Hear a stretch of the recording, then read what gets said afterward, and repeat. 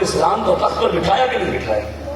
نظام لائے کہ نہیں لائے؟ میرے آقا نے ساری زندگی جد و جہد نظام کے لیے کی ہے. بتاؤ ہم نماز کے لیے محنت کرتے ہیں, حج کی خواہش رکھتے ہیں کہ ہم زندگی میں ایک بار کاش کرتے ہیں, میلاد کی خواہش رکھتے ہیں میلاد ہو, اور میلاد والے کے مشن اور نظام کی بات کیوں نہیں کرتے؟ وہ غیروں کا. حضور ہمیں ایسا نظام دے گئے, ایسا قرآن دے گئے جو چل ہی نہیں سکتا تھا. سیدنا فاروق اعظم رضی اللہ عنہ یہ تھے حکمران, یہ ہے حضور کی آمد کا مقصد. حضور اس لیے پڑھے لکھے نوجوانوں کو اوپر لے جائیں گے. آپ نے ان سے امیدیں رکھی ہوئی ہیں. پاکستان کے حالات تب ٹھیک ہوں گے جب رسول اللہ کا نظام آئے.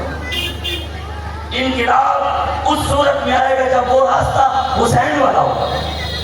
حسین کے راستے پر چلے بغیر انقلاب نہیں آ سکتا. نہیں تو آپ نے دیکھ لیجیے 1 سال ہو گیا انقلاب نہیں آ رہا. آپ کہتے ہیں چھوڑاؤ مجھے نہیں دلواؤ,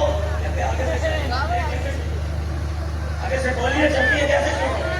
میں نے کہا ہم نے حضور کی محبت